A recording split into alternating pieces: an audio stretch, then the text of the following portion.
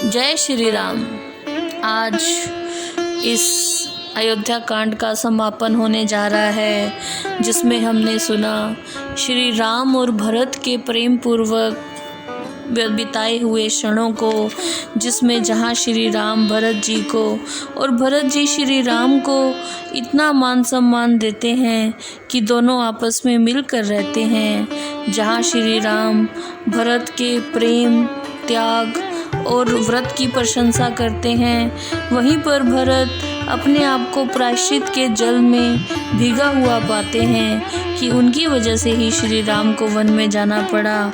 फिर श्री राम जी भरत को सांत्वना देते हैं कि जो कुछ भी है वो विधि के हाथ में है, इसमें तुम्हारा कोई दोष नहीं है। जब भरत जी श्री राम जी से हट करते हैं कि आप हमारे साथ चले, राज तिलक का सारा सामान मैं साथ लेकर आया हूँ, तो श्री राम जी भरत से पूछते हैं क्या उन्हें यह उचित लगेगा कि जिस वचन के लिए उनके पिता ने प्राण त्याग दिए, उस वचन को तोड़कर वो दोबारा राज तिलक करवाएं और उनके साथ अयोध्या चलें। जिस पर भरत जी समझ जाते हैं कि श्री राम तो वचन के पालक हैं और श्री राम तो तपस्या के भंडार हैं। श्री राम करुणा निधान हैं, दया निधान हैं। वो कभी नहीं चाहेंगे कि श्री राम जी के नाम पर कोई आँच आए, क्योंकि उनके तो इष्ट ही श्री राम हैं। इसलिए भरत जी प्रणाम करके और उनसे आज्ञा मांगते हैं जाने की, और फिर उनकी चरण पादुकाएं अपने साथ ले जाते हैं कि जब तक आप अयोध्या वापस नहीं आ जाते तब तक राज सिंहासन पर आपकी पादुकाएं रहेंगी और मैं इन्हीं से आज्ञा लेकर राजधर्म का पालन करूंगा। और फिर श्री भरत जी नंदीग्राम में रहने लग जाते हैं, पर्णकुटी बनाकर। वहाँ पर वो सभी नियम और व्रतों का पालन करते हैं और भरत जी बिना और राग द्वेष के इस प्रकार रहते हैं जैसे कोई भंवरा चंपा बाग में रहता है। पपीहे और हंस की प्रशंसा जिस तरह होती है, वैसे ही भरत जी और श्री राम जी प्रेम के पात्र हैं। भरत जी का शरीर दिन प्रतिदिन दुबला होता जाता है, परंतु उनका तेज नहीं घटता। धर्म का अंश बढ़ता है, परंतु मन कभी उदास नहीं होता। जैसे शरद ऋतु का आगमन होते ही जल घट जाता है, बेंत का वृक्ष फूलता है और कमल खिलते हैं। भरत जी के निर्मल हृदय रूपी आकाश में शम, दम, संयम, नियम और व्रत आदि नक्षत्रों का प्रकाश होने लगता है।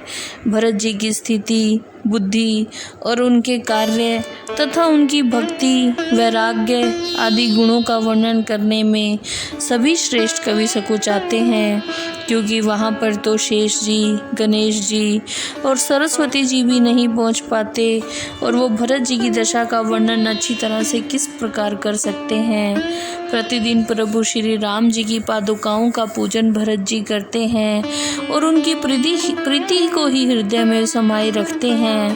भरत जी का शरीर श्री सीताराम जी के हृदय के अंदर ही समाया हुआ है।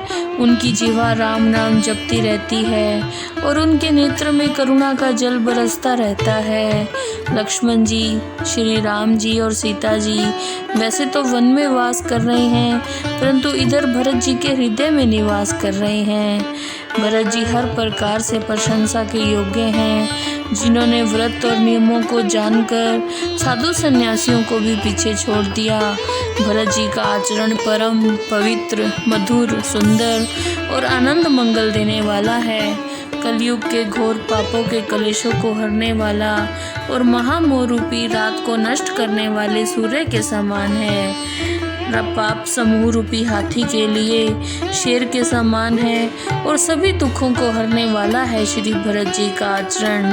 भक्तजनों के मन को प्रसन्न करने वाला, संसार का भार उतारने वाला और श्री राम जी के स्नेह रूपी चंद्रमा का सार ही भरत जी का आचरण है।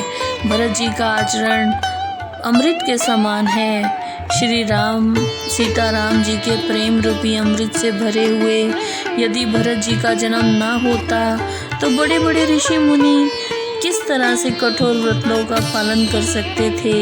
शुद्ध यश के द्वारा दुख, दरिद्र और पापों का नाश कौन करता।